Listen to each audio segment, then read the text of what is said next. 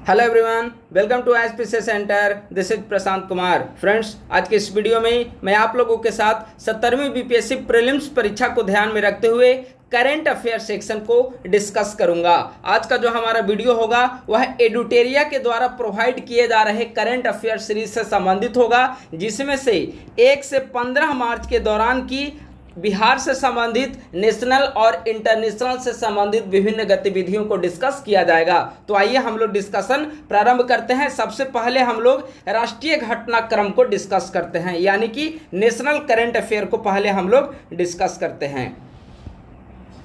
पहला पॉइंट है, हाल ही में केंद्रीय मंत्रिमंडल के द्वारा छत पर सौर ऊर्जा स्थापित करने तथा 1 करोड़ घरों के लिए हर महीने 300 यूनिट तक मुफ्त बिजली प्रदान करने के लिए 75,021 करोड़ रुपए के कुल परिव्यय के साथ पीएम सूर्य घर मुफ्त बिजली योजना की मंजूरी प्रदान की गई। ठीक है, तो इस स्कीम को याद रखिएगा आप लोग, प्रधानमंत्री सूर्य घर मुफ्त बिजली योजना। इसके तहत 1 करोड़ घरों को प्रत्येक महीने 300 यूनिट तक बिजली मुफ्त प्रोवाइड किया जाएगा और इसके तहत सरकार के द्वारा जो फंडिंग प्रोवाइड की गई है वह 75,021 करोड़ रुपए की कुल फंडिंग सरकार के द्वारा की गई है। ठीक है, तो इस स्कीम को याद रखेंगे। अगला पॉइंट है, हाल ही में निकारागुआ ने भारतीय फार्माकोपिया को मंजूरी देने वाला पहला स्पेनिश भाषी देश बना है। ठीक है, तो अब सवाल है कि आखिर भारतीय फार्माकोपिया क्या है। तो देखिए, जो भारतीय फार्माकोपिया है वह केंद्रीय स्वास्थ्य एवं परिवार कल्याण मंत्रालय के अंतर्गत एक स्वायत्त संस्था है, जिसे देश में औषधियों के मानक तय करने के लिए गठित किया गया है। ठीक है, तो भारतीय फार्माकोपिया को मंजूरी देने वाला पहला स्पेनिश भाषी देश कौन बना? तो निकारागुआ।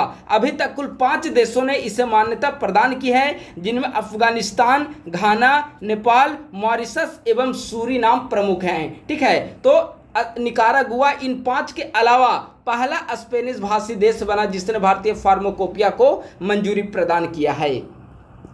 अगला है, हाल ही में संचार मंत्री के द्वारा साइबर अपराध तथा वित्तीय धोखाधड़ी में दूरसंचार साधनों के दुरुपयोग पर अंकुश लगाने के लिए संचार साथी के तहत चक्षु पोर्टल का शुभारंभ किया गया है। आपसे पूछा जा सकता है कि चक्षु पोर्टल का संबंध निम्नलिखित में से किससे है? तो आपको याद रखना है कि दूरसंचार साधनों का जो दुरुपयोग हो रहा है उस पर अंकुश लगाने के लिए संचार साथी के तहत चक्षु पोर्टल का शुभारंभ किया गया है।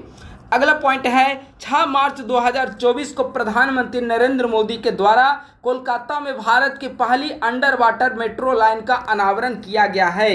प्रश्न पूछा जा सकता है कि भारत की पहली अंडर वाटर मेट्रो लाइन का अनावरण कहां पर किया गया? तो कोलकाता में। अगर इसकी कुल लंबाई देखेंगे तो 1.2 किलोमीटर यह अंडर वाटर जो मेट्रो है वह हावड़ा मैदान से एस्प्लेनेड के बीच 1.2 किलोमीटर जो है वह हुगली नदी से गुजरेगी। तो लंबाई और किस नदी पर, ये दोनों आप लोगों को याद रखना है, तो हुगली नदी पर। ठीक है, तो इसे याद रखेंगे।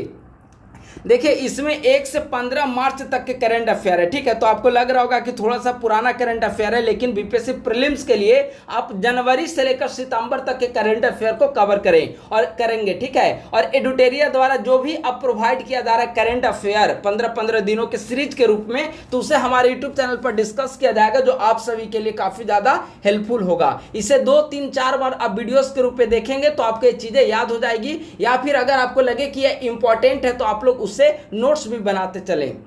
अगला है, प्रसिद्ध लेखिका और परोपकारी सुधा मूर्ति को अंतर्राष्ट्रीय महिला दिवस के अवसर पर भारत के राष्ट्रपति के द्वारा राज्यसभा के लिए नामित किया गया है। यानी कि हाल ही में किस भारतीय महिला को राज्यसभा के लिए, राज्यसभा सदस्यता के लिए राष्ट्रपति के द्वारा नामित किया गया? तो सुधा मूर्ति को नामित किया गया है। ठीक है, सुधा मूर्ति को इससे पूर्व 2023 में पद्म भूषण से भी सम्मानित किया जा चुका है। अब आइए, राज्यसभा में जो सदस्यों को मनोनीत किया जाता है, उससे संबंधित प्रावधान क्या है संविधान में। इन सभी चीज़ों को देखिए, करेंट अफेयर में डिटेल्ड एनालिसिस का मतलब यही हो गया। अगर कोई घटना के बारे में आप चर्चा में कोई एक घटना रह रही है तो उसके बारे में विभिन्न चीज़ों को जानने का प्रयास करें और उसे एक जगह आप लोग लिखते चलें। संविधान के अनुच्छेद 80(3) के तहत राज्यसभा में राष्ट्रपति के द्वारा साहित्य, कला, विज्ञान और समाज सेवा के क्षेत्र में विशेष अनुभव रखने वाले 12 व्यक्तियों को मनोनीत किया जाता है। ठीक है, तो यह राज्यसभा में राष्ट्रपति के द्वारा सदस्यों के मनोनयन से संबंधित संवैधानिक प्रावधान है। अगला है, हाल ही में नीरज चोपड़ा को भारतीय पेट्रोलियम कॉरपोरेशन के प्रीमियम पेट्रोल स्पीड के ब्रांड एम्बेसडर के रूप में नियुक्त किया गया है। तो स्पीड के ब्रांड एम्बेसडर किसे बनाया गया? नीरज चोपड़ा को। हाल ही में रक्षा मंत्री राजनाथ सिंह के द्वारा नई दिल्ली में अदिति योजना की शुरुआत की गई है। तो अब सवाल उठता है कि आखिर अदिति योजना का फुल फॉर्म क्या है। देखिए, ऐसे कोई महत्वपूर्ण घटनाएं न्यूज़ में रहती है उसके बारे में पूरा डिटेल जाने, स्पेशली फुल फॉर्म वगैरह भी आप लोग अच्छे से याद कर लेंगे। ठीक है, तो जो अदिति योजना है इसका पूरा नाम है acing development of innovative technologies with iDEX. ठीक है, अदिति योजना किसके द्वारा शुरुआत की गई है? रक्षा मंत्री के द्वारा इसकी शुरुआत की गई है।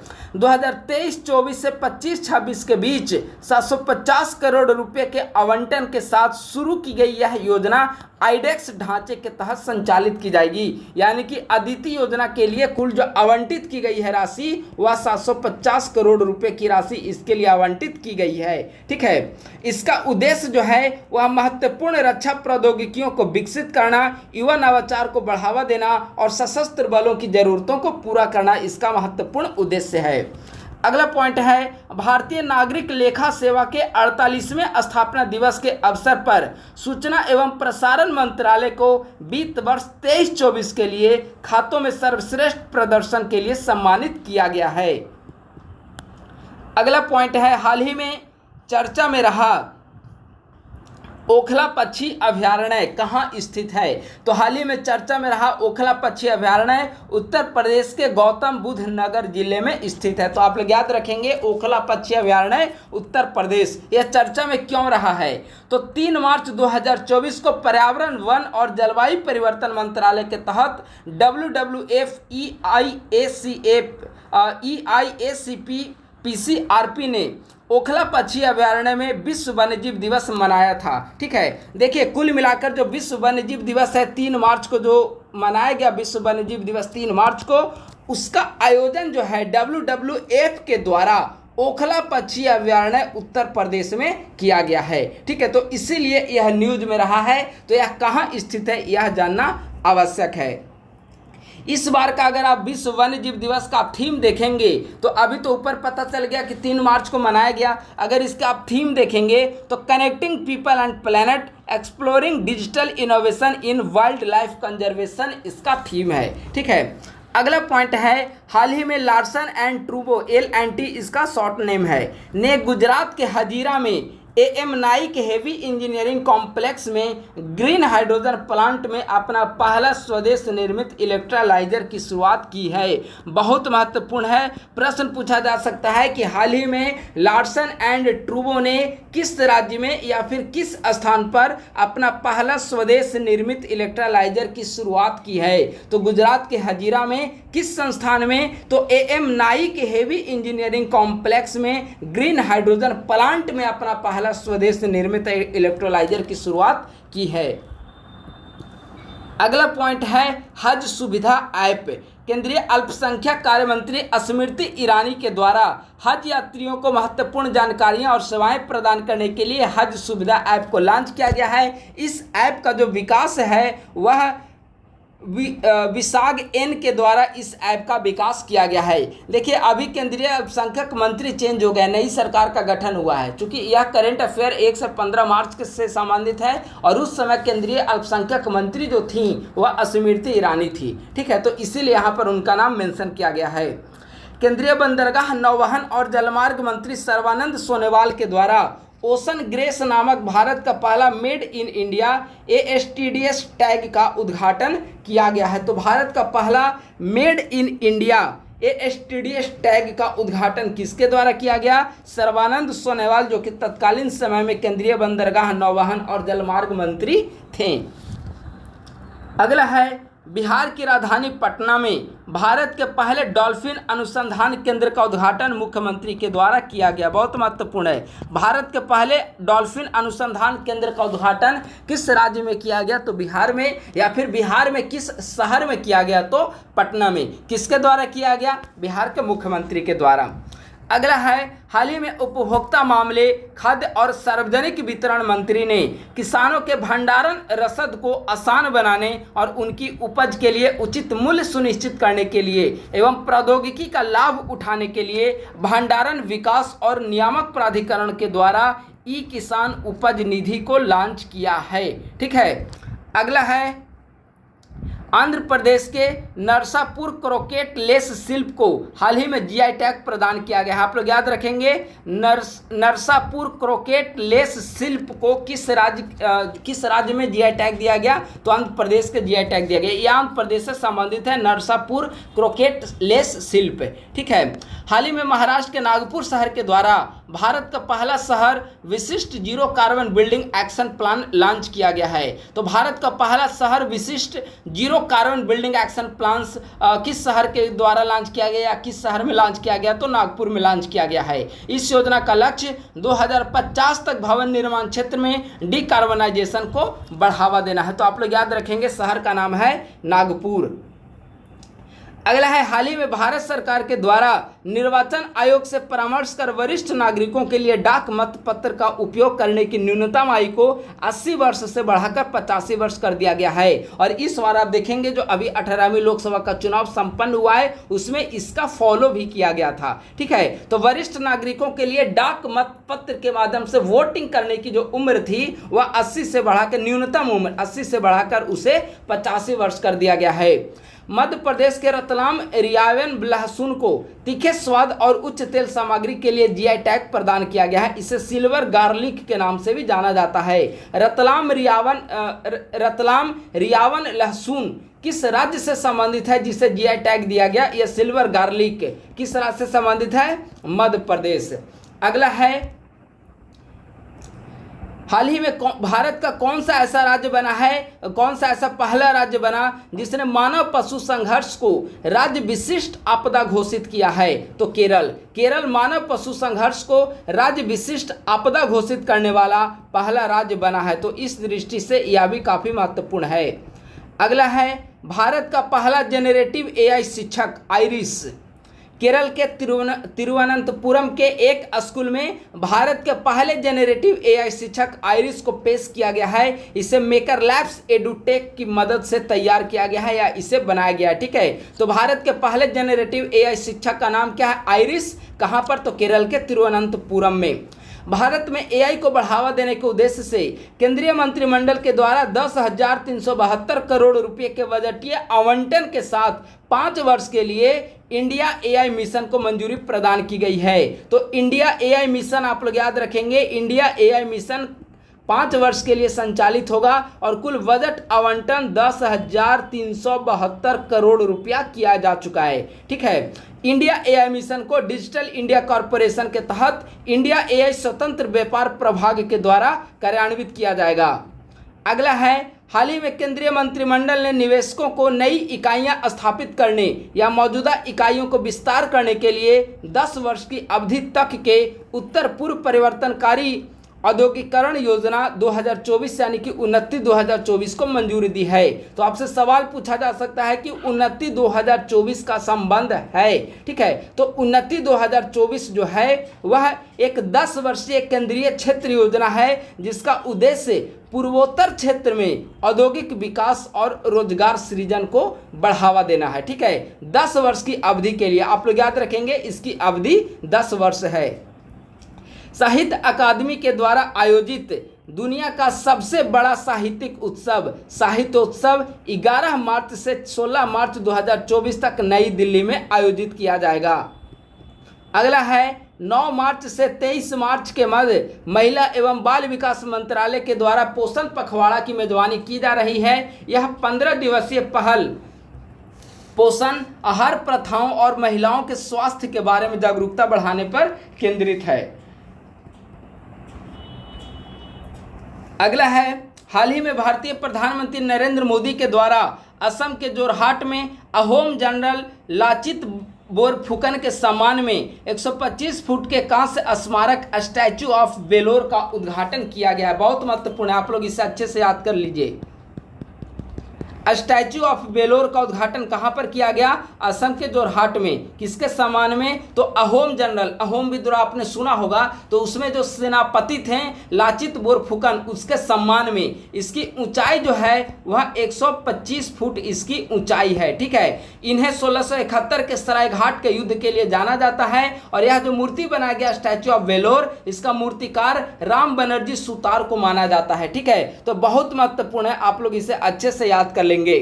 हाल ही में भारतीय प्रधानमंत्री के द्वारा अरुणाचल प्रदेश में 13,000 फीट से अधिक ऊंचाई पर दुनिया की सबसे लंबी 2 लेन सड़क सुरंग सेला सुरंग का उद्घाटन किया गया है। ठीक है, तो प्रधानमंत्री के द्वारा दुनिया की सबसे लंबी 2 लेन सड़क सुरंग सेला सुरंग का उद्घाटन कहां पर किया गया? अरुणाचल प्रदेश में। इसकी ऊंचाई कितनी है? 13,000 फीट से अधिक इसकी ऊंचाई है। और इसका निर्माण, इस सुरंग का निर्माण प्रोजेक्ट वर्तक के तहत BRO के द्वारा किया गया है, सीमा और सड़क संगठन। ठीक है, बॉर्डर एंड रोड ऑर्गेनाइजेशन के द्वारा शुरुआत इसकी की गई थी अप्रैल 2019 में। इसके तहत 2 सुरंगें हैं, अभी यहाँ पे देखा 2 लेन सड़क सुरंग, जिनकी लंबाई 1595 मीटर और 1003 मीटर है। ठीक है, तो सेला सुरंग अरुणाचल प्रदेश में है। इसका उद्घाटन नरेंद्र मोदी के द्वारा किया गया। यह दुनिया की सबसे लंबी 2 लेन सड़क सुरंग है।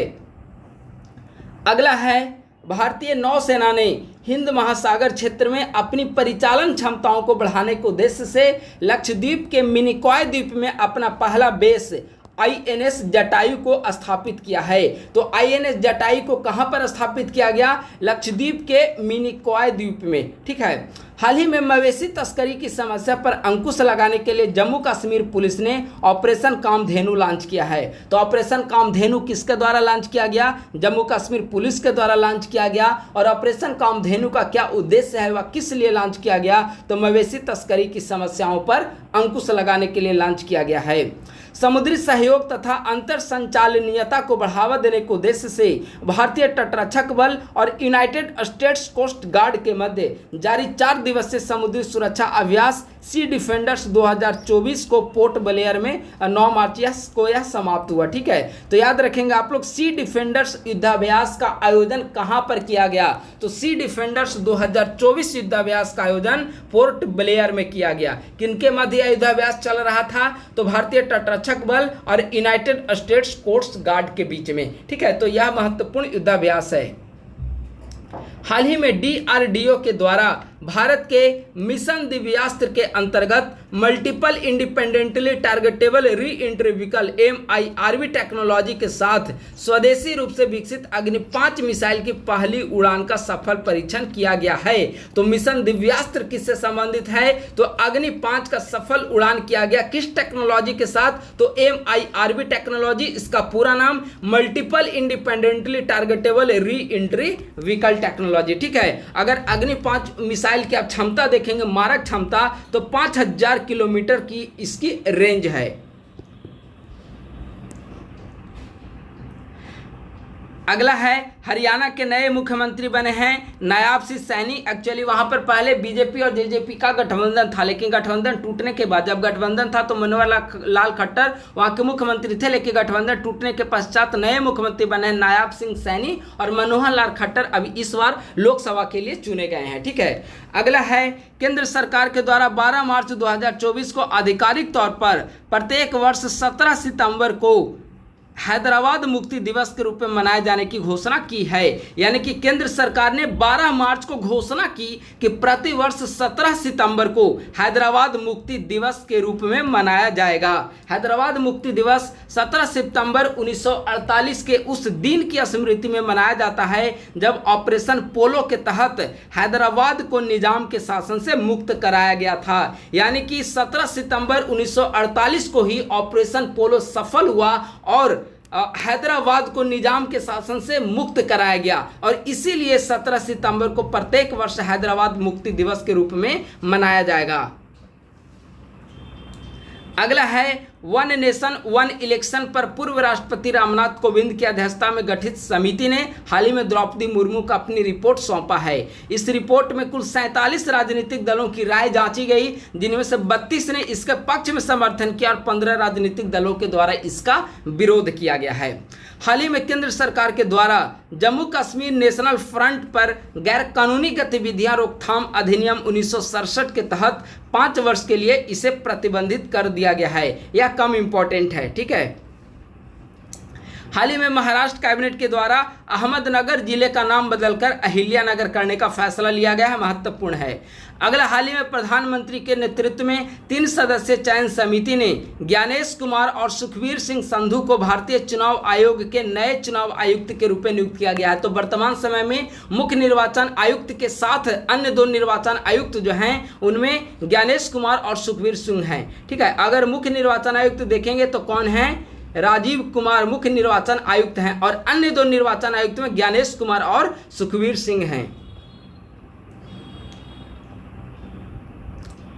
16 मार्च को भारतीय निर्वाचन आयोग के द्वारा लोकसभा चुनाव 2024 के तारीखों की घोषणा की गई है। यह बहुत महत्वपूर्ण है। 18वीं लोकसभा चुनाव की घोषणा कब की गई, 16 मार्च को इसकी घोषणा की गई और इलेक्शन जो है 7 चरणों में संपन्न हुआ। 19 अप्रैल को पहले चरण की वोटिंग हुई और 1 जून को लास्ट 7वें चरण की वोटिंग हुई। यानी कि 19 अप्रैल से 1 जून तक कुल 7 चरण में वोटिंग हुए। इनमें कुल देश भर में 96.8 करोड़ मतदाता थे, जिनमें से 49.7 करोड़ पुरुष और 47.1 करोड़ महिला मतदाता, ठीक है। अगला पॉइंट है, तेलंगाना की राज्यपाल तमिलसाई सुंदरराजन ने अपने पद से त्यागपत्र दे दिया है। वह तमिलनाडु से लोकसभा का चुनाव लड़ेंगी और इन्होंने चुनाव लड़ा और इन्हें हार का सामना करना पड़ा, ठीक है। भारत की मशहूर पैरा तीरंदाज शीतल देवी को भारतीय चुनाव आयोग के द्वारा राष्ट्रीय विकलांगता आइकॉन के रूप में घोषित किया गया है। इनका संबंध यानी कि शीतल देवी का संबंध भारत के जम्मू कश्मीर से है, ठीक है। तो भारत की मशहूर पैरा तीरंदाज शीतल देवी को ECI election commission of India के द्वारा राष्ट्रीय विकलांगता आइकॉन के रूप में घोषित किया गया है। केंद्रीय जनजातीय मंत्रालय के द्वारा हाल ही में झारखंड के खरसावां जिले के पदमपुर में जनजातीय संस्कृति और विरासत के संरक्षण और संवर्धन केंद्र का उद्घाटन किया गया। कहां पर, झारखंड के पदमपुर में। ओडिशा के मुख्यमंत्री नवीन पटनायक के द्वारा कलिंगा स्टेडियम भुवनेश्वर में भारत के पहले इंडोर एथलेटिक्स और जलीय केंद्र का उद्घाटन किया गया है, ठीक है। तो उड़ीसा के मुख्यमंत्री के द्वारा कलिंगा स्टेडियम भुवनेश्वर में भारत के पहले इंडोर एथलेटिक्स और जलीय केंद्र का उद्घाटन किया गया है। अगला है, हाल ही में प्रधानमंत्री के द्वारा अरुणाचल प्रदेश में मिशन पाम ऑयल के तहत भारत की पहली ऑयल पाम प्रोसेसिंग मिल का उद्घाटन किया गया है। बहुत महत्वपूर्ण है। प्रश्न पूछा जा सकता है कि भारत की पहली ऑयल पाम प्रोसेसिंग मिल का उद्घाटन हाल ही में प्रधानमंत्री के द्वारा किस राज्य में किया गया, तो आप क्या बताएंगे, अरुणाचल प्रदेश में किया गया।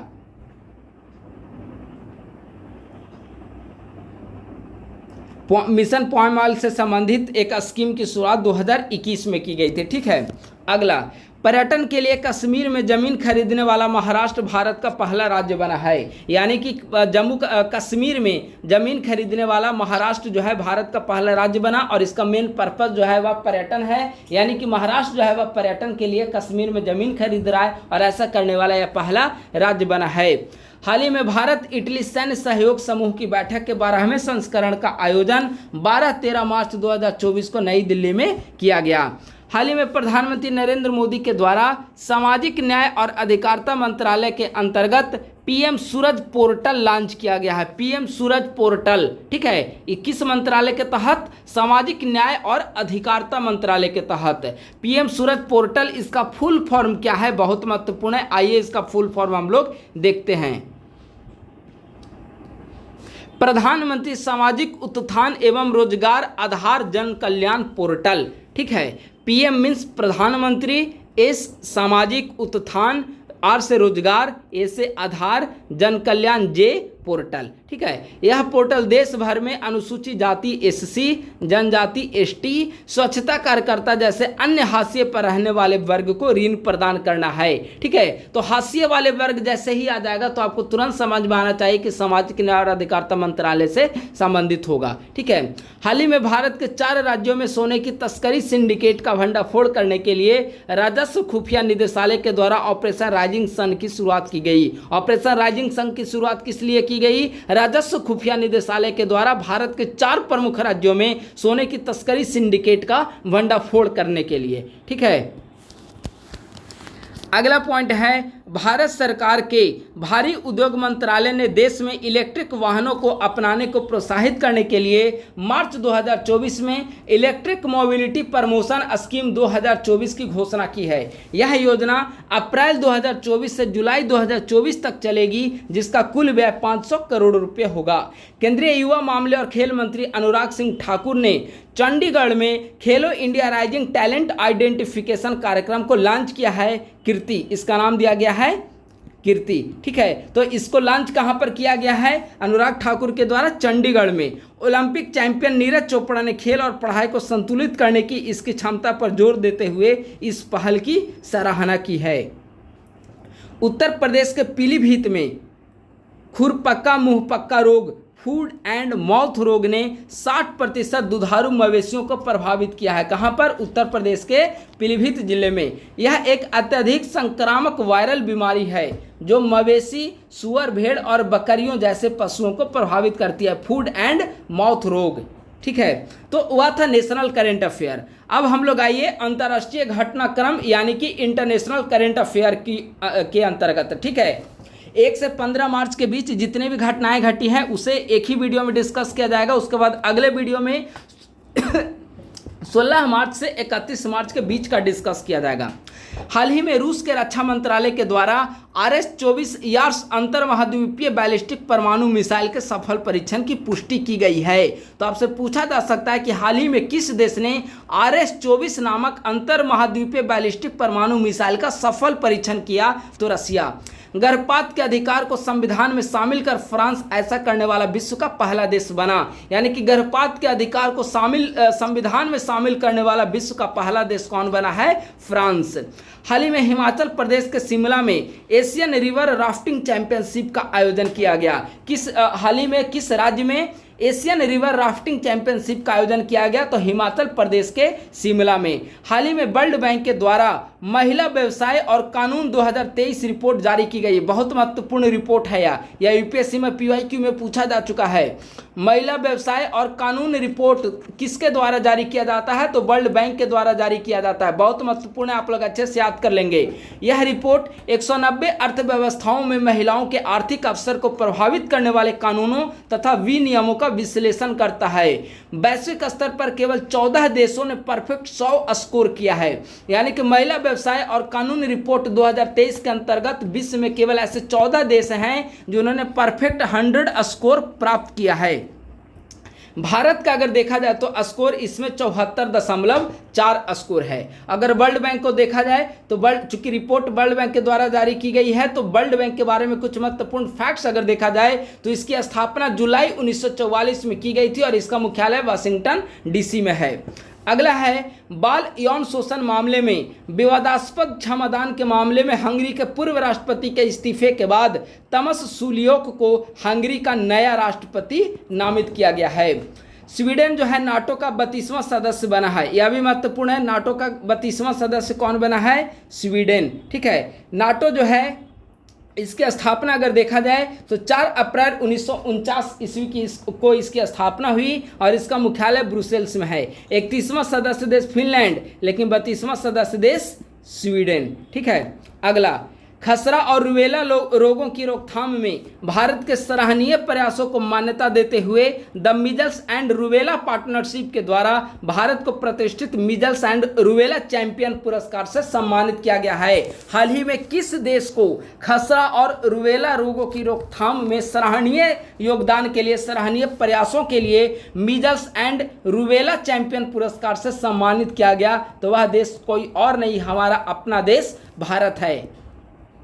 हाल ही में दुनिया की पहली जेट सूट रेस का आयोजन कहां पर किया गया? तो संयुक्त अरब अमीरात यूएई के दुबई में दुनिया की पहली जेट सूट रेस का आयोजन किया गया है। मॉरिशस भारत की जन औषधि पहल में शामिल होने वाला पहला देश बना है। बहुत महत्वपूर्ण ये सारे करंट अफेयर हैं, ठीक है। एक एक करंट अफेयर महत्वपूर्ण है, आप लोग अच्छे से याद करिए, तैयार करिए। 2 से 3 बार आप लोग वीडियो देखिए, या फिर आपको नोट्स बनाना है तो आप लोग नोट्स बनाइए। जन औषधि पहल में शामिल होने वाला पहला देश कौन बना है? मॉरिशस। इसके तहत मॉरिशस निवासियों को बेहतर गुणवत्ता वाली मेड इन इंडिया जेनेरिक दवाओं को लाभ उठाने का मौका मिलेगा। हाल ही में जारी ब्लूमबर्ग बिलियनर्स इंडेक्स के अनुसार अमेजन के संस्थापक जेफ बेजोस पुनः दुनिया के सबसे अमीर व्यक्ति बने हैं। तो जेफ बेजोस दुनिया के सबसे अमीर व्यक्ति बने हैं। सेना में सैनिकों की कम होती जनसंख्या को देखते हुए म्यांमार की सेना ने सभी युवाओं के लिए सैन्य सेवा अनिवार्य कर दी है, और इसके तहत 2 साल की सैन्य सेवा आपको देनी पड़ेगी। यानी कि वहां पर जन्म लेने वाले सभी युवाओं के लिए सैनिक ट्रेनिंग जो है वह अनिवार्य कर दिया गया है, और प्रत्येक युवा को 2 साल के लिए यह सेवा देनी पड़ेगी, ठीक है। मैरीटाइम सिक्योरिटी वेल्ड 2024 युद्धाभ्यास, नौसैनिक युद्धाभ्यास है, ठीक है। चीन, ईरान और रशिया के बीच RIC रिक के बीच, रशिया, ईरान और चाइना के बीच कहां पर? ओमान की खाड़ी में, ठीक है। तो maritime security belt 2024 Russia, Iran और चाइना रिक के बीच ओमान की खाड़ी में इसका आयोजन किया गया। अगला, हाल ही में खाद्य स्वच्छता पर आयोजित कोडेक्स समिति के 54वें सत्र का आयोजन 11 से 15 मार्च 2024 को नैरोबी केन्या में आयोजित किया गया, ठीक है। कोडेक्स समिति क्या है? कोडेक्स समिति तो खाद्य स्वच्छता पर आयोजित एक कमेटी है, और इसका हाल ही में बैठक जो है केन्या नैरोबी में इसकी बैठक हाल ही में आयोजित की गई। अगला, अमेरिका स्थित कंपनी कॉर्ग्रिसन द्वारा दुनिया के पहले पूर्ण स्वायत्त AI सॉफ्टवेयर इंजीनियर डेविन को पेश किया गया, ठीक है। तो दुनिया के पहले पूर्ण स्वायत्त AI सॉफ्टवेयर इंजीनियर डेविन को किसके द्वारा पेश किया गया? तो अमेरिका की कंपनी है कॉग्रिसन, ठीक है। अच्छे से याद करेंगे आप लोग। हाल ही में समाचार पत्र की सुर्खियों में रहा शब्द ब्लू लाइन। आपसे पूछा जा सकता है कि हाल ही में समाचार पत्र की सुर्खियों में रहा शब्द ब्लू लाइन का संबंध किससे है? तो लेबनान और इजराइल के मध्य सीमांकन करता है ब्लू लाइन, ठीक है। यह 2000 में दक्षिणी लेबनान से इजराइल की वापसी के बाद क्षेत्र में संघर्ष को रोकने तथा सुंदर व्यवस्था को सुविधाजनक बनाने के लिए ब्लू लाइन की स्थापना की गई है। हाल ही में एक रिपोर्ट जारी की गई है सिप्री के द्वारा, बहुत महत्वपूर्ण रिपोर्ट है। सिप्री के द्वारा trends in international arms transfer 2023 report जारी की गई है। इसके तहत विश्व के अगर शीर्ष हथियार निर्यातक देश देखा जाए तो पहले नंबर पे अमेरिका, दूसरे नंबर पे फ्रांस और तीसरे नंबर पे रशिया आता है। अगर शीर्ष हथियार आयातक देखा जाए, सबसे ज़्यादा कौन हथियार का आयात करता है, तो पहले नंबर पे सऊदी अरब, पहले नंबर पे भारत, दूसरे नंबर पे सऊदी अरब और तीसरे नंबर पे कतर है, ठीक है। 2014, 18 और 19 से 23 के बीच भारत में हथियारों के आयात में 4.7% की वृद्धि दर्ज की गई है। भारत जो है सबसे ज़्यादा हथियार जो आयात करता है वह रशिया से करता है। रशिया से कुल हथियार आयात का 36% सिर्फ रशिया से करता है, और रशिया के बाद भारत को हथियार निर्यात करने वाला दूसरा देश है वह है फ्रांस, उसके बाद आता है अमेरिका। यानी भारत सबसे ज़्यादा हथियार आयात करेगा रूस से, दूसरे नंबर पे फ्रांस का स्थान है, और तीसरे नंबर पे USA है, ठीक है। यूक्रेन विश्व स्तर पर चौथा सबसे बड़ा हथियार आयातक देश है। अन्य 3 कौन कौन है अभी हमने ऊपर बताया। सबसे ज़्यादा हथियार आयात भारत करता है, दूसरे नंबर पे सऊदी और तीसरे नंबर पे कतर है, और चौथे नंबर पे यूक्रेन है, ठीक है। तो इसे आप लोग याद कर लेंगे। हाल ही में UNDP के द्वारा मानव विकास सूचकांक जारी किया गया है, तो इसे याद रखेंगे। मानव विकास सूचकांक UNDP के द्वारा जारी किया गया, जिसमें टॉप रैंकर जो हैं स्विट्जरलैंड, नॉर्वे और आइसलैंड, ये टॉप रैंकर हैं, ठीक है। अगर भारत का स्थान देखा जाए तो 193 देशों की सूची में भारत 134वें स्थान पर है। भारत का स्कोर 0.644 है। UNDP के द्वारा मानव विकास सूचकांक HDI human development index 2024 top rankers में स्विट्जरलैंड, नॉर्वे और आइसलैंड। भारत 134/193, स्कोर 0.644। मध्य अफ्रीकी गणराज्य, दक्षिणी सूडान और सोमालिया इसमें पीछे हैं। सोमालिया देखिए 193 देशों की सूची में सबसे नीचे है। ठीक है, फिलिस्तीन के नए प्रधानमंत्री कौन बने? मोहम्मद मुस्तफ़ा फिलिस्तीन के नए प्रधानमंत्री बने हैं। याद रखेंगे अच्छे से, क्योंकि इजराइल फिलिस्तीन के विवाद के कारण बहुत ज़्यादा चर्चा में फिलिस्तीन बना हुआ है। तो फिलिस्तीन के नए प्रधानमंत्री मोहम्मद मुस्तफ़ा। हाल ही में वैज्ञानिकों ने मंगल ग्रह पर नोटिक्स नामक एक विशाल ज्वालामुखी की खोज की है, जो थारिसिस के पूर्वी किनारे पर स्थित है, जो एक व्यापक क्षेत्रीय स्थलाकृतिक उभार है। ठीक है, लमितिया 2024 यह भारत और सेशल्स के बीच युद्धाभ्यास हुआ। लमितिया सेशल्स, अब भारत और सेशल्स के बीच। ठीक है, अगला, शोधकर्ताओं ने थाईलैंड के कैंग क्रचन नेशनल पार्क में 8 आँखों और 8 पैरों वाली बिच्छू की एक नई प्रजाति की खोज की है। कहाँ पर? थाईलैंड में कैंग क्रचन नेशनल पार्क में। ठीक है, तो इसे आप लोग याद रखेंगे, उसका 8 आँख और 8 पैर वाला बिच्छू है, एक नई प्रजाति है, तो उसे अच्छे से आप लोग याद रखेंगे। तो नेशनल हो गया, इंटरनेशनल हो गया। अब आइए बिहार राज्य विशेष। बेगूसराय निवासी लेखिका मेनका मलिक को हाल ही में वर्ष 2023 का साहित्य अकादमी पुरस्कार देने की घोषणा की गई है। तो साहित्य अकादमी पुरस्कार 2023 किसे दिया जाएगा? मेनका मलिक, जो कि बेगूसराय की रहने वाली है। यह पुरस्कार उन्हें नेपाली भाषा के उपन्यास नीलकंठ का मैथिली अनुवाद के लिए दिया गया है। अगला है, हाल ही में बिहार के नालंदा निवासी पद्म श्री कपिल देव प्रसाद का निधन हो गया है। श्री प्रसाद को 52 बूटी कला के लिए पद्म पुरस्कार से सम्मानित किया गया था। 52 बूटी कला से संबंधित हैं कपिल देव, जिनका हाल ही में निधन हुआ। यह बिहार के नालंदा से संबंधित है। बिहार की लोक गायिका मैथिली ठाकुर को प्रधानमंत्री के द्वारा cultural ambassador of the year award से सम्मानित किया गया है। Cultural ambassador of the year award से किसे सम्मानित किया गया? मैथिली ठाकुर को, जो कि बिहार की लोक गायिका हैं। बीपीएससी के नए चेयरमैन कौन बने हैं? परमार रवि मनु। बिहार के पूर्व मुख्य सचिव आमिर सुबहानी को हाल ही में विद्युत विनियामक बोर्ड का अध्यक्ष नियुक्त किया गया है। हाल ही में एक राष्ट्रीय पत्रिका की टूरिज्म सर्वे और अवार्ड 2023 समारोह में स्टेट कैटेगरी में बिहार के वाल्मीकि टाइगर रिजर्व, कैमूर की पहाड़ियां और सोनपुर मेला को best emerging festival destination award दिया गया है। ठीक है, तो आप लोग याद रखेंगे, बिहार के वाल्मीकि टाइगर रिजर्व और कैमूर की पहाड़ियां तथा सोनपुर मेला को क्या best emerging festival destination award से सम्मानित किया गया। बिहार के नए मुख्य सचिव ब्रजेश मल्होत्रा को बनाया गया है। ठीक है, हाल ही में बिहार के मुख्यमंत्री नीतीश कुमार के द्वारा पटना में एशिया के पहले डॉल्फिन अनुसंधान केंद्र का उद्घाटन किया गया। किनके द्वारा? बिहार के मुख्यमंत्री के द्वारा। कहां पर? पटना में एशिया के पहले डॉल्फिन अनुसंधान केंद्र का उद्घाटन किया गया है। अगला है, पटना निवासी डॉक्टर साम्या शर्मा को लंदन में ब्रिटिश संसद में आयोजित एक समारोह में परोपकार और सामाजिक प्रभाव के लिए सी इंस्पायर अवार्ड से सम्मानित किया गया है। ठीक है, यह पटना की रहने वाली है डॉक्टर सान्या शर्मा। हाल ही में भारत सरकार के विज्ञान तथा प्रौद्योगिकी विभाग के द्वारा जारी एक रिपोर्ट के अनुसार भारत में जलवायु परिवर्तन के 50 संवेदनशील जिलों में बिहार के 14 जिलों को शामिल किया गया है। बहुत महत्वपूर्ण है। कारण यह है कि यह भारत सरकार का अपना रिपोर्ट है। भारत सरकार के विज्ञान और प्रौद्योगिकी विभाग के द्वारा जारी की गई है रिपोर्ट, जिसमें जलवायु परिवर्तन से संबंधित 50 संवेदनशील जिलों में 14 जिले जो हैं वह बिहार से संबंधित है। बहुत महत्वपूर्ण है। अगला है, हाल ही में जेएनयू स्टूडेंट यूनियन का इलेक्शन हुआ, जिसमें धनंजय कुमार बिहार के रहने वाले हैं, वहां पर प्रेसिडेंट पद के लिए चुने गए हैं। हाल ही में प्रधानमंत्री के द्वारा गंगा नदी पर 6 लेन वाले पुल की आधारशिला रखी गई है, जिसका निर्माण मौजूदा जयप्रकाश नारायण गंगा सेतु के समानांतर होगा। इसके साथ ही एक जिला एक उत्पाद को बढ़ावा देने के लिए पटना में यूनिटी मॉल की भी आधारशिला रखी गई है। आप पिछले बार का बजट देखेंगे तो उसमें यूनिटी मॉल की चर्चा की गई थी। ठीक है, तो 6 लेन पुल कहाँ पर नींव रखी गई? गंगा नदी पर। इसे याद रखेंगे आप लोग। अगला पॉइंट है, हाल ही में अंतर्राष्ट्रीय महिला दिवस के अवसर पर महिलाओं के उत्थान के लिए बिहार सरकार के अभिनव पहलों पर एक विशेष नज़र। चूंकि अंतर्राष्ट्रीय महिला दिवस 8 मार्च को मनाया जाता है, तो इस अवसर पर बिहार सरकार के द्वारा महिलाओं के विकास से संबंधित क्या कार्य किए जा रहे हैं, इसे जानना जरूरी है। मुख्यमंत्री कन्या उत्थान लॉन्च किया गया है।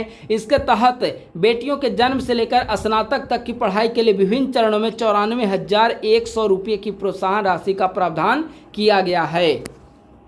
इसके अलावा स्कीम देखें तो मुख्यमंत्री बालिका पोशाक योजना, कक्षा 1 से 12 तक की छात्राओं को पोशाक के लिए 600 से 1500 रुपये का प्रावधान। मुख्यमंत्री बालिका साइकिल योजना, 9वीं में पढ़ने वाली छात्राओं को साइकिल के लिए 3000 रुपये प्रोवाइड किए जाते हैं। मुख्यमंत्री महिला उद्यमी योजना, उद्यम स्थापित करने के लिए 10 लाख रुपये प्रोवाइड किए जाते हैं, जिनमें से 5 लाख रुपये अनुदान और 5 लाख रुपये ब्याज मुक्त ऋण प्रोवाइड किए जाएंगे। ठीक है।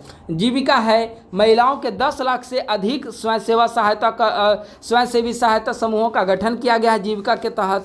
मुख्यमंत्री कन्या विवाह योजना, इसमें बीपीएल अथवा 60,000 वार्षिक से कम आय वाले परिवार की कन्या के विवाह पर 5,000 रुपये की सहायता इन्हें प्रोवाइड कराई जाती है। ठीक है।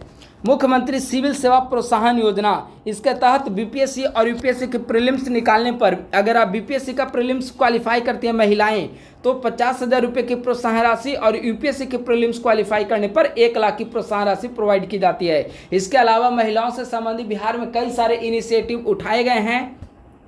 ठीक है। जैसे 50% पंचायती राज में आरक्षण दिया गया है। PRI पंचायती राज संस्थाओं में आरक्षण 50% पंचायती राज में 2006 से लागू हुआ और नगर निकाय में 2007 से। ठीक है। इसके अलावा 2006 से प्राइमरी जो स्कूल में टीचर की बहाली हो रही है उसमें भी 50% आरक्षण दिया गया है। ठीक है। बिहार पुलिस तथा अन्य सरकारी सेवाओं में बिहार महिलाओं के लिए 35% का आरक्षण। मेडिकल, इंजीनियरिंग एवं खेल विश्वविद्यालयों के नामांकन में एडमिशन में 33% का आरक्षण। ठीक है। तो ये सारे जो गतिविधियां हैं वह बिहार सरकार के द्वारा उठाई जा रही है। तो हमने राष्ट्रीय अंतर्राष्ट्रीय बिहार का देखा, अब विविध समसामयिकी को भी हम लोग देख लेते हैं। विविध समसामयिकी में महत्वपूर्ण दिवस, पुरस्कार, ये सब संबंधित होंगे। जैसे विश्व श्रवण दिवस 3 मार्च, इसका थीम क्या है? मानसिकता बदलना। राष्ट्रीय सुरक्षा दिवस 4 मार्च, इसका थीम क्या है? ईसीजी उत्कृष्टता के लिए सुरक्षा। 7 मार्च जन औषधि दिवस, इसका थीम है जन औषधि सस्ती भी और अच्छी भी। अंतर्राष्ट्रीय महिला दिवस 8 मार्च, इसका थीम है महिलाओं में निवेश करें, प्रगति में तेजी लाएं। 14 मार्च को नदियों के लिए अंतर्राष्ट्रीय कार्रवाई दिवस, इसका थीम है सभी के लिए पानी। विश्व उपभोक्ता अधिकार दिवस 15 मार्च, उपभोक्ताओं के लिए निष्पक्ष और जिम्मेदार AI। आयुध निर्मात्री दिवस 18 मार्च, समुद्री क्षेत्र में परिचालन दक्षता, उत्परता और मिशन उपलब्धि। राष्ट्रीय टीकाकरण दिवस 16 मार्च, टीके सभी के लिए काम करते हैं। ठीक है। तो ये उस दौरान की जो हमने अवधि बताया उस दौरान की महत्वपूर्ण दिवस और उससे संबंधित थीम है। ठीक है। अब आइए महत्वपूर्ण अवार्ड की ओर। फिल्मकार जोया अख्तर और ब्रिटिश भारतीय शेफ असमा खान को लंदन में वार्षिक इंडिया यूके अचीवर्स सम्मान से सम्मानित किया गया। इंडिया यूके अचीवर्स सम्मान जोया अख्तर और ब्रिटिश भारतीय शेफ असमा खान को लंदन में। ठीक है। तो महत्वपूर्ण है। भारतीय लेखक अमिताभ घोष को 2024 के प्रतिष्ठित इरासमस पुरस्कार से सम्मानित किया गया है। श्री अमिताभ घोष को यह पुरस्कार साहित्य के माध्यम से जलवायु संकट का उजागर करने के लिए प्रदान किया गया है। तो इरासमस पुरस्कार 2024 अमिताभ घोष जो कि भारतीय लेखक हैं। अगला है आर्किटेक्चर क्षेत्र के नोबेल पुरस्कार के रूप में चर्चित प्रित्जकर पुरस्कार 2024 रिकेन यामामोटो जापान से संबंधित है, इनको प्रदान किया गया है। चेक रिपब्लिक की क्रिस्टीना पिसजोकोवा ने 71वें मिस वर्ल्ड 2023 के खिताब को अपने नाम किया है। अमेरिका के गोल्फर टाइगर वुड्स को बॉब जोन्स पुरस्कार के लिए चयनित किया गया है। बॉब जोन्स पुरस्कार अमेरिका के गोल्फर टाइगर वुड्स को। हाल ही में टाटा सन्स के पूर्व अध्यक्ष रतन टाटा को उनके परोपकारी कार्यों के लिए PV Narasimha Rao memorial award 2024 से सम्मानित किया गया है। हाल ही में भारतीय राष्ट्रपति द्रौपदी मुर्मू को यूनिवर्सिटी ऑफ मॉरिशस ने डॉक्टर ऑफ सिविल लॉ की मानद उपाधि से सम्मानित किया है। यह सम्मान उन्हें 3 दिवसीय मॉरिशस दौरे के दौरान किया गया है, राष्ट्रपति द्रौपदी मुर्मू को यूनिवर्सिटी ऑफ मॉरिशस के द्वारा। ठीक है। अगला है 96वें ऑस्कर अवार्ड 2024 का आयोजन कैलिफोर्निया में किया गया है। अब आइए ऑस्कर पुरस्कार जो विजेता हैं उनकी सूची एक बार हम लोग देख लेते हैं। बेस्ट पिक्चर का अवार्ड ओपेनहाइमर को, सर्वश्रेष्ठ निर्देशक क्रिस्टोफर नोलन को ओपेनहाइमर फिल्म के लिए, सर्वश्रेष्ठ एक्ट्रेस सिलियन मर्फी को ओपेनहाइमर के लिए, सर्वश्रेष्ठ अभिनेत्री एमा स्टोन को पुअर थिंग्स के लिए, सर्वश्रेष्ठ सहायक अभिनेता रॉबर्ट डाउनी जूनियर को ओपेनहाइमर के लिए और सर्वश्रेष्ठ सहायक अभिनेत्री डॉक्टर वाइन जॉय रेडोल्फ को द होल्ड ओवर्स के लिए। यहाँ पे 4 जो है महत्वपूर्ण है, इन चारों को आप लोग याद कर लेंगे। सर्वश्रेष्ठ फिल्म, सर्वश्रेष्ठ निर्देशक, सर्वश्रेष्ठ अभिनेता और सर्वश्रेष्ठ अभिनेत्री। तो फिल्म है ओपेनहाइमर, डायरेक्टर है क्रिस्टोफर नोलन, अभिनेता है एक्टर सिलियन मर्फी, एक्ट्रेस है एम्मा स्टोन। ठीक है, सब ओपेनहाइमर से संबंधित है, सिर्फ अभिनेत्री जो है एम्मा स्टोन वह पुअर थिंग्स से संबंधित है। अब आइए खेल का हम लोग देख लेते हैं। हाल ही में अरुणाचल प्रदेश में सर्विसेज ने गोवा को हराकर 77वां संतोष ट्रॉफी जीता है। संतोष ट्रॉफी जो कि फुटबॉल से संबंधित है, हाल ही में अरुणाचल प्रदेश में इसका आयोजन किया गया और गोवा को हराकर सर्विसेज ने यह अवार्ड जीता। ठीक है, रणजी ट्रॉफी 2023-24 किसने जीता? विदर्भ को हराकर मुंबई के द्वारा जीता गया है रणजी ट्रॉफी। मुंबई का यह 42वां खिताब था। हाल ही में रॉयल चैलेंजर्स बेंगलुरु ने दिल्ली कैपिटल को हराकर महिला प्रीमियर लीग के दूसरे संस्करण का खिताब जीता। बहुत महत्वपूर्ण है। अभी तक हम लोग आईपीएल तो हर कोई याद करता होगा, लेकिन महिला प्रीमियर लीग WPL को भी ध्यान में रखिए। रॉयल चैलेंजर्स बेंगलुरु ने जीता है दिल्ली कैपिटल को हराकर। ठीक है, महत्वपूर्ण नियुक्ति या निधन। हाल ही में सुमन कुमारी को BSF में पहली महिला स्नाइपर के रूप में नियुक्त किया गया है। बहुत महत्वपूर्ण है, BSF में पहली महिला स्नाइपर किसे? सुमन कुमारी को बनाया गया। पाकिस्तान पीपल्स पार्टी PPP से संबंध रखने वाले आसिफ अली जरदारी पाकिस्तान के 14वें राष्ट्रपति बने हैं। शहबाज शरीफ वहां पर पाकिस्तान के प्रधानमंत्री बने और आसिफ अली जरदारी जो कि PPP पार्टी से संबंधित है, वे पाकिस्तान के 14वें राष्ट्रपति बने हैं। श्री किशोर मकवाना को राष्ट्रपति द्रौपदी मुर्मू के द्वारा national commission for schedule caste राष्ट्रीय अनुसूचित जाति आयोग का अध्यक्ष बनाया गया है किशोर मकवाना को। ठीक है, अनुच्छेद 338 राष्ट्रीय अनुसूचित जाति आयोग से संबंधित है। तो याद रखेंगे किशोर मकवाना राष्ट्रीय अनुसूचित जाति आयोग के नए अध्यक्ष बने हैं।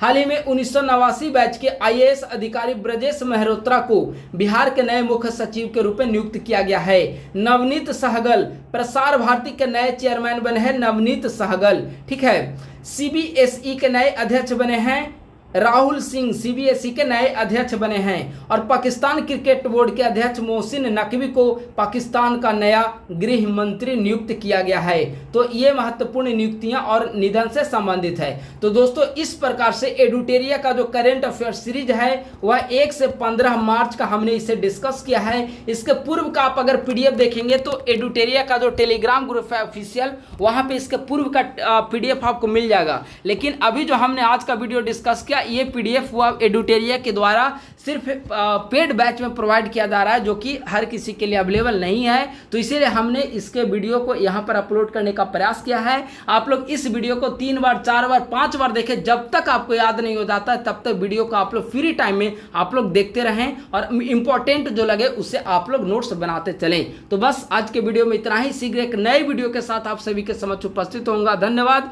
Thank you so much.